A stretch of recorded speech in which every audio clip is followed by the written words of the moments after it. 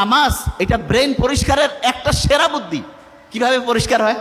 ওই যে বিজ্ঞানীরা দেখছে, নোবেল বিজ্ঞানীরা কিছুদিন আগে কয়েকজন হচ্ছে নোবেল বিজয়ী একসাথে হয়েছে, একটা মিটিং করতেছে।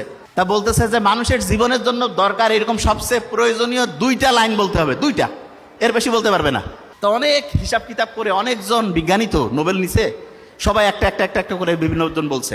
শেষে 2টা কথা সবচেয়ে বেশি পছন্দ হয়েছে, সবচেয়ে বেশি ভোট পেয়েছে। তার মধ্যে প্রথম কথাটা কোনটা জানেন?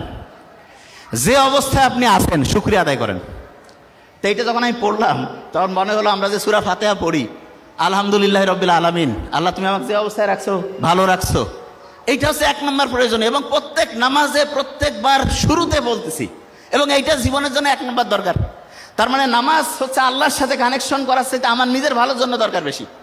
নিজে ভালো থাকবো কখন? যখন আমি চিন্তা করি যে আল্লাহ আমাকে তুমি যে অবস্থায় রাখছো ভালো রাখছো। আর দ্বিতীয় কথাটা কি দরকার? সেটা হচ্ছে মানুষ দীর্ঘদিন ভালো থাকতে পারবে, মানুষের ব্রেন সুস্থ থাকবে, মানুষ হচ্ছে উন্নতির দিকে যাবে কখন? যখন কেউ রেগুলার পড়াশোনা করে। কোরআনের প্রথম যে আয়াতটা নাজিল হইল, কি ছিল প্রথম আয়াতটা? পড়ো তোমার প্রভুর নামে, ঠিক না? পড়ার কথা বলছে। তা আল্লাহ কিন্তু নাজিল হওয়া প্রথম কথাটা পড়ার সাথে। কোরআনে আমরা যখন সূরা ফাতিহার প্রথম যে আয়াতটা দিয়ে নামাজ শুরু করি প্রত্যেক রাকাতে, সেটা কি ছিল? প্রথম রাকাতে প্রত্যেকবারে বলতেছি, সেটা কি? সেটা হচ্ছে শুকরিয়া জানাচ্ছে আল্লাহর কাছে। তার মানে মানুষের জন্য যেটা সবচেয়ে প্রয়োজনীয় আল্লাহ কিন্তু সেট করে দিয়েছেন। এখন দেখেন, অনেকেই বলে না যে আমি পড়ি কিন্তু আমার পড়া খেয়াল থাকে না, আছে না? স্টুডেন্টের এই সমস্যাটা বেশি তো। আচ্ছা, ছেলেদের মধ্যে বলবেন ঈদের নামাজ কারা কারা পড়েন? একটু হাত উঁচু করেন তো। বাকিরা পড়েন না? ঈদের নামাজ প্রত্যেকেই পড়ি। আচ্ছা, তাহলে ঈদের নামাজ যে পড়ি, ঈদের নামাজে রিয়েলি আপনাকে এবার হাত উঠাতে বলবো না, অনেকে ভুল করেন না? এদিক ওদিক তাকাচ্ছেন যে কি মানে যাব নাকি হাত বাঁধবো, হয় না? 100% হয়। কিন্তু যখন আমি এই যে 5 ওয়াক্ত নামাজ পড়ি, এটা থেকেই হয়? প্রশ্নই আসে না। কারণটা কি? কারণটা হচ্ছে আপনি এখন বলতে পারেন যে ভাই আমরা তো ওই ঈদের নামাজ মাত্র সেরকম পড়ি নাই। আপনি হিসাব করে দেখেন, প্রত্যেক বছরে 2 বার করে আপনি ঈদের নামাজ পড়েন। আপনি যদি 20 বছর ধরে নামাজ পড়তেছেন, 40 বার পড়ছেন, কিন্তু তারপর আপনার খেয়াল থাকে না। কারণটা কি? কারণটা হচ্ছে ওই যে একটু আগে বলছিলাম, যা কিছু পড়ি 1 সপ্তাহ পরে 80% ভুলে যাই।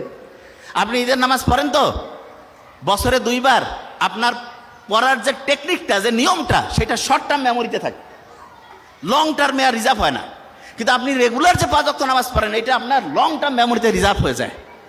এই জন্য ঈদের নামাজটা এইটা থেকে একটা পড়ার টেকনিক বের করা যায়। সেটা কি? অনেক স্টুডেন্ট আছে বছরে একটা চ্যাপ্টার পড়লো, 6 মাস নাই, আর হঠাৎ করে বই থেকে প্রশ্ন করছে, জিজ্ঞাসা করছে, উত্তর দিতে পারতেছে না। কেন পারে না? কারণ পড়াটা শর্ট টার্ম থেকে হারাই গেছে। লং টার্মে যদি পড়াটা রিজার্ভ করতে চাই, তাহলে যেটা করতে হবে সেটা হচ্ছে ভুলে যাওয়ার আগে রিভিশন দিতে হবে। আমরা যে নামাজ পড়ি প্রত্যেক দিন 5 ওয়াক্ত নামাজ পড়তেছি না, একে সূরা ফাতিহা ফির কমন দরকার কি? আল্লাহ তো কইতে পারতো যে দিনে 1 বার পড়বা, একটু করে পড়লে হবে। নো, 5 বার রাখছে এই কারণে। দেখবেন মুহাম্মদ সাল্লাল্লাহু আলাইহি ওয়াসাল্লামের একটা হাদিস আছে, দিনে যদি 5 বার কেউ গোসল করে তাহলে তার শরীরে কোনো ময়লা থাকে না। না, আমাদের শরীর যত দ্রুত ময়লা হয় তার চাইতে দ্রুত ময়লা হয় আমাদের ব্রেন। যে কি কোন ভাই, ব্রেন ময়লা হয়? হ্যাঁ। এবং ব্রেন যদি ময়লা হয় তখন হয় কি? ডিপ্রেশন হয়, অ্যাংজাইটি হয়, ঠিকভাবে ঘুম আসে না। তা ব্রেনটা পরিষ্কার করার জন্য প্রত্যেক দিন 5 বার গোসল করার চাইতে উপকারী জিনিস নামাজের ব্যবস্থা আল্লাহ করছে। তার মানে নামাজ এটা ব্রেন পরিষ্কারের একটা সেরা বুদ্ধি। কিভাবে পরিষ্কার হয়? ওই যে বিজ্ঞানীরা দেখছে, নোবেল বিজ্ঞানীরা, যে সবচাইতে ভালো গুণটা যে শুকরিয়া যদি থাকে, আপনি যখন নামাজে দাঁড়ান তখন যদি এই শুকরিয়াটা থাকে আপনার মধ্যে, যে আমি যা কিছু পড়ছি, যেই অবস্থায় আমি আছি, আল্লাহর কাছে আমি শুকরিয়া, আল্লাহ আমাকে তুমি ভালো রাখছো, অটোমেটেড দেখবেন যে আপনার মনের যে দুশ্চিন্তা, মনের মধ্যে যে খারাপ অবস্থা, এটা আল্লাহর রহমতে নাই হয়ে গেছে।